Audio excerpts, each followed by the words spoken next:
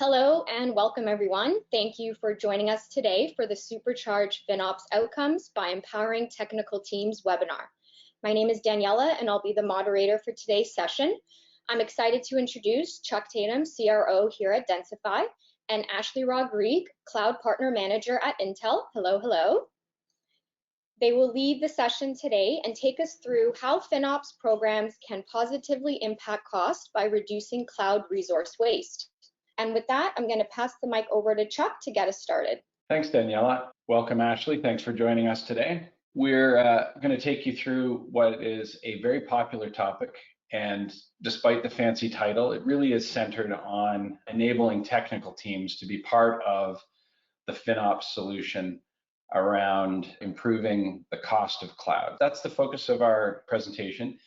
You'll notice two logos, Densify and Intel. We'll talk more about what that means and what Intel Cloud Optimizer is. Toward the end, I'm going to hand off to Ashley to cover that.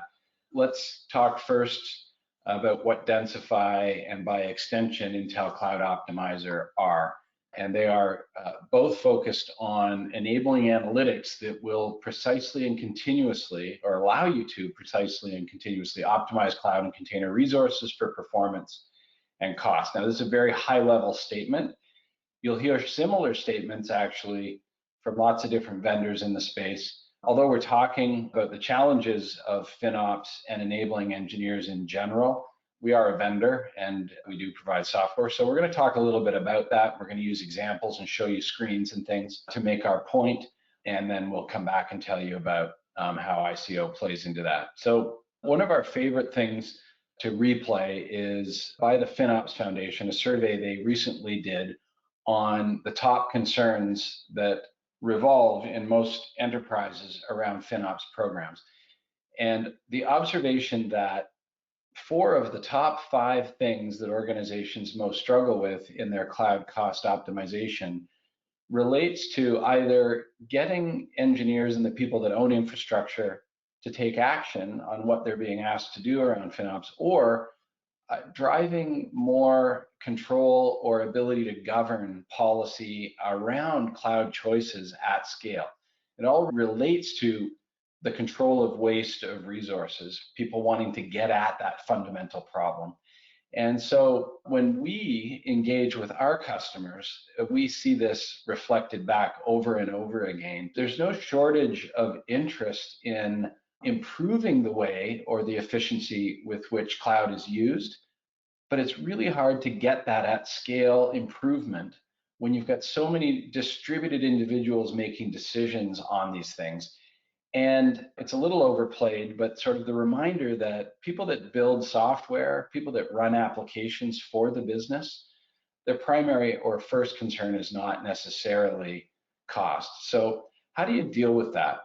The challenge you can really break down into, the cost challenge, into 2 major chunks. One is, of course, you have to deal with the rate you pay for your cloud capacity. But the big challenge relates to the consumption piece, because the rate is relatively centrally controlled. We're not saying that you don't have challenges with budgeting and forecasting and deciding how much to commit to get the best rate from your providers. But the big part of our symbolic iceberg here is the recognition that changing the consumption of the resource, how much you actually use, is the toughest of the challenge, because it is so distributed, because there are so many decisions made in a distributed fashion. And so it is the domain of the engineer and the app owner that really deals with the bottom part of this. So cloud cost optimization as a distinct category, the financial aspects at the top, well understood today, lots of different places to get visibility into the dollars and cents.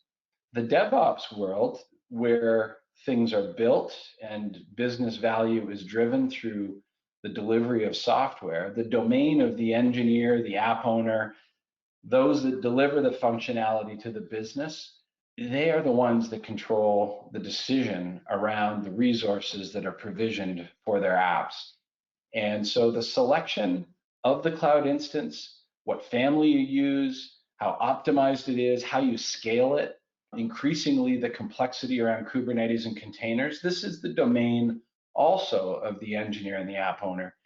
And what we find, and our customers tell us, is that although FinOps brings useful things to the table, visibility, et cetera, the finance-oriented stuff that they use, although they'll make some recommendations, generally aren't sophisticated enough for app teams and engineers to go and make change.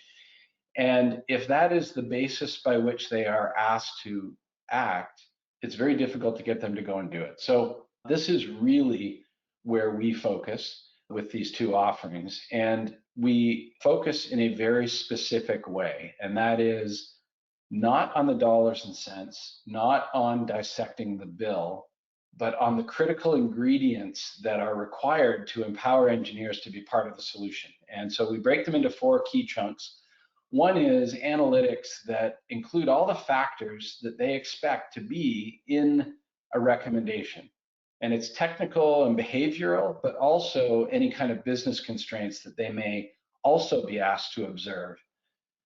2 is that every time you ask someone to go and change the resources around their application, their precious children, they need detailed proof on why each recommendation is correct, safe, and actionable. 3rd is that it's one thing to give someone a recommendation, it's another thing to integrate it into the processes by which enterprises make change to systems. You can't have people off doing things outside of change windows, et cetera. So it needs to be worked into that. And increasingly, we see number 4, a lot of interest in using guardrails, much the way security software is applied to infrastructure and watching over the decisions people make.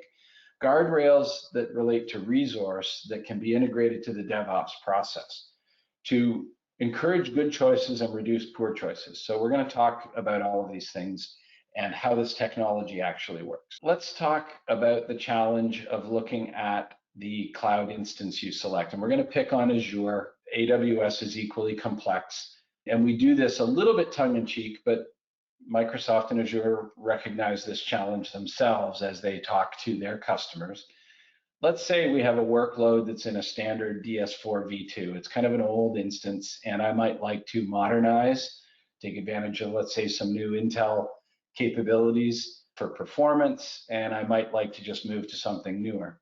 This thing has 8 vCPUs and 28 gigs of RAM. The DS4, similar name, well, that's older, so we're not going to use that. What about a DS4 v3? Well, you might think that that exists, but it doesn't. You might think that if I v2, maybe go v3. No, it doesn't even exist. What if we change the letters around and actually look at a v3? Well, it exists, but it's not got the resources, the CPUs, or the memory that's required. Okay, what about a D8S v3? Well, actually, it could do the job, but what about its newest variant? Because the v3 is actually old and I want to go to something newer. Oh, that doesn't have a local disk. You're getting the sense here that the catalog naming, the naming conventions do nothing to help you understand what's inside them. What about a D8S DSv4? Well, that's actually not the newest. What if we go to v5? Well, that's the right choice because the v4 actually doesn't have the required technical componentry in order to run what is on that older prior instance, which had the appropriate number of adapters, et cetera. So you cannot expect humans to match workload requirements with this naming convention. And so what people do is they generalize and they make comfortable choices and they supersize because they want to be safe. And that's what a developer probably should do in the absence of more specific recommendation. What they leave on the table is the potential to take advantage of things that might actually suit their workload better. One of the things Ashley will mention toward the end is how Intel and the CPUs increasingly include features that actually match an application better than something generic. And all of that is hidden inside this complex catalog, which is actually, we need to update this. This is out of date. It's probably into the high hundreds now, the number of choices that people actually have in Azure. So this is the challenge. What does Densify do that other solutions don't do in this regard? We talked about the need for precision, the need for trust, accuracy, actionability, these sorts of things. If we went and gave a general recommendation to a developer or an app owner that was flawed in some way through this decision chain, you get one chance where they come back and say, I'm sorry, I just can't do that. And your recommendations are dead to them. So how do you do that in a way that's very precise? Well, what Densify does, and our superpower really is about taking in all of the raw utilization data that we can get, not 14 days, not 30 days, but as much as we can actually get over time.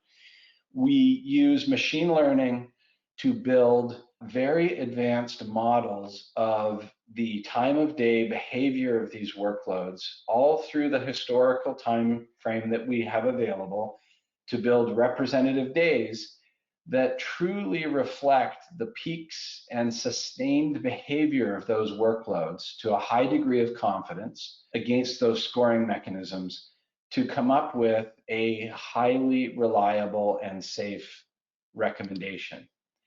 We then, based on that analysis that looks at all of the technical aspects as well, including region, any tagging that might be appropriate, anything that an engineer or an app owner might say, I need this factored, I need that factored, it gets reflected in the policy. And then what we do is take that into and compare it against the entire catalog of the cloud provider. And as we exposed in the Azure case, that is a complex set of options. And what we do is actually, and this is a very new capability, we call it the catalog map, is a very new capability to demystify these choices so that if you're in charge of an application, you know very quickly that based on all these policies and all the historical behavior of my workload, that there is a way of understanding your choices. And those choices reflected in these colors decode what's available to you and what your best choices are. So this particular workload was in this instance. We're recommending this instance over here. The reds are too small. They won't service your workload. The orange are old. We don't want to go backward. Orange also includes existence or requirement of no premium storage. Confidential computing, if it's not the right match for the workload, we don't want to go there. Yellow is too expensive and overkill. So over to the right, we are newer, and up to the right, we are bigger, but that might not make sense with respect to cost. The grays are just not available in the region. So this decodes availability and tells you where you should be. Now, there are two ways to action that. So you say to an app owner, your workload looks this way. There are two ways to action that. Direct, which we refer to as the ability to take that information and either manually intervene or generate automatically a ticket, or even work with Terraform modules, for instance, to drive an as code change. We'll show you a diagram of that in a moment. Or indirect, which comes back to this notion of policy guardrails. So if the software knows what the right answer is, could we not use that information to inform during the deployment of something through policy engines to guide the engineer or the person selecting the resource toward a better choice, and actually give them choice in the process? So not telling them exactly what they need to use, but at least get rid of the really crazy wasteful, let's say, and we'll show you what that means in a second, to guide better choices over time. If you were going to take direct action, this is a screenshot where all the detail is available. So you've asked someone to take action. They can drill into the notion of the recommendation. They can look at a particular case where we're saying it's in this instance type and we'd like to move to the recommended instance type, and we give them the before and after utilization. So the predicted day, what it will look like if we make the move. In the case of the predicted current instance day, we're getting peaks that are beyond where we're comfortable or where our policy is set. If you make the recommended change, you're going to be nice and safe, and your workload will perform and hopefully perform better because you've made a better technology choice, and hopefully more cost effectively because you've made a more economic choice. All of these are API accessible, but if you were a human going to make these changes, they'd have all of this available to you through the UI. We also deliver what's called an app owner report. So for every recommendation we can deliver, and we can attach it to even a ticket. We'll tell you the policy that fired. We can show you those before and afters. As an app owner, you can understand current and predicted utilization. And then we'll tell you what the prediction is on cost reduction. So when we talk about an accurate recommendation, you can see all the rigor that goes into it. When we talk about providing proof and the supporting information that makes someone comfortable to go and make the change, you see that here. And that, of course, is critical to being able to take action. So the direct action, we produce the recommendation, we might put it through to a ticket, we send that ticket to an app team.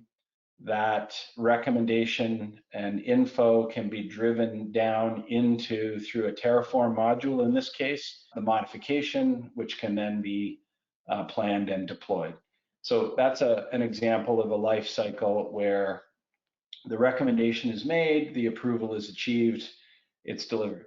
Now, let's talk about guardrails and just very quickly show a diagram that sort of depicts what that instance map is showing. If you think about the provider catalog and your workload fitting within it, there's probably going to be a bunch of stuff that just can't be serviced because it doesn't have enough capacity. You may have incompatible things, don't have all of the required components. There will be a large chunk of instance types that are viable, but let's be real, a lot of it, although it could run, is probably too expensive. So if we can constrain those choices, although the optimal instance is down here on the left, we can give engineers a decision point that will keep them out of the wildly expensive stuff. What we are able to do with guardrails is then tune a spend tolerance over time. So a FinOps team could start to crank down what is considered okay and guide decision makers toward that truly optimal instance type. And so if we were to look at it in terms of this map, an engineer could come in and say, I can choose anything in green here. But what if I want to say no more than 10 times more than optimal spend, no more than 5 times more than optimal spend, or 2 times, or 50% more than optimal? You can see that the choices become much more limited. There is still choice for the engineer, but you're not going off into the wild craziness of selecting way, way, way too much, which humans like to do. So that's the way we put in guardrails. If we were to make them fully active, we could take you down to the one best choice. And that played back with the introduction of something like Sentinel as a policy engine from Hashi. Those rails can be at deploy time calling either a technical issue or a resource level issue or an expense issue before they are allowed to apply that back into the infrastructure. And there are other players that we can integrate with in order to do that, to bring this notion of spend tolerance for a FinOps team over the overall set of decisions that engineers are making. It really enables a new FinOps paradigm. We like to say, rather than asking an engineer to do something they really don't want to do, which is change their resources, we just prevent them from doing something they should not. This is the way security products work and really succeed in the market this way. Do what you want, but within reason is really what we're saying. And it gives gradual FinOps enforcement capabilities. This notion of spend tolerance, based on that deep technical analysis, but the ability to create guardrails that are jointly agreed upon with engineering to give them the warnings, give them the guidance as they deploy new things. We really see that as the way of the future.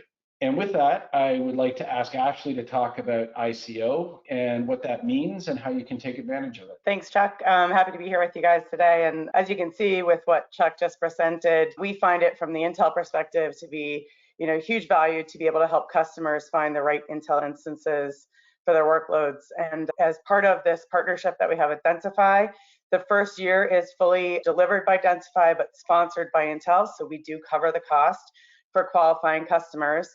So if you're interested in this or would like to take advantage of that, we can let you know on the next slide in a moment what is a qualifying customer. And with this engagement from the Intel side, you get access to a lot of our experts that can also help more in parallel to the great work that Densify does during the delivery. So we have a lot of cloud solution architects that can lean in and help with specific workload-specific optimizations. We have cloud recipes and modules for specific workloads that we can help provide or guide you to. And then, of course, you get the access to our NDA roadmap information that we can share so that you can plan ahead. And a lot of customers really love these things from the Intel side in parallel to what you're doing in the solution itself. We know there is a lot of capability under the covers in the cloud instances with respect to a CPU, the capabilities, the features, and as Ashley mentions, the optimizations, but it's really hard to uncover those, and it's lost opportunity as you select an instance. I mean, what a shame not to take advantage of something that's going to accelerate some aspect of your workload. It's really cool that Intel makes this available to ensure you get the most out of that investment. We put so much effort into our R&D to develop amazing products that have amazing features. And what we do find is a lot of the time customers don't realize that's there to be leveraged. And so what we love about this solution, and as Chuck pointed out, it's really hard to map all that stuff manually to get to the right choice every time, or maybe things change over time. So what we love about this solution is that it really helps customers take the best advantage of all that's available from Intel. And really, that is the goal when we invest all of that money into R&D, is to come out with amazing things for our customers to take advantage of. So this really is a great way for that to become possible. So to find out if you qualify, we have a baseline here, if you will. This is a 12-month minimum. So we like to see at least 2,500 instances or approximately 5 million in spend, or growing to that level within the 12 months. We also can include containers. One of the great things Densify does as well is helps with container optimization, which is extremely complex too. And we do find that they have a great solution there. And we can certainly include that depending on the circumstances and your needs. We do have sort of some key milestones and value exploration that goes on during the 12 months. So with the work that happens within the program and also in parallel with Intel, our goal is to help you achieve objectives that would justify a renewal, where you're willing to renew that solution with possibly some incentive from the Intel side again. And we try to make it so that that investment that you're making is obviously got a great return, right? Because you're saving and you're getting the right instances and maximum ROI around your compute. That's our goal. If you're interested in learning more, the best way to reach out is inteloptimizer@densify.com. There's a QR code if you want to link to that form. Also on our website, there is some excellent third-party research on the quality of what we do, how our engine works, and how we rate against other things in the market. If you're interested in that, it's a great report. We do have an ongoing webinar series, and we do have a neat podcast series hosted by our CTO, Andrew Hillier. He interviews our customers mainly around job roles and success and what it takes to succeed with FinOps and complex infrastructure in the cloud these days, cloud and container infrastructure. So also recommend you check those out. And with that, we're happy to have any questions if there are any. Is ICO the only way to get Densify? No, it's our feature for today. If you don't meet those requirements, because not everyone necessarily will reach that scale, Densify does sell and license the software in a more traditional form, so we'd be happy to talk to you about that if it's something of interest. Ashley, thank you for participating with us and sharing that information. Thank you all for joining, and we look forward to talking to you hopefully in the future.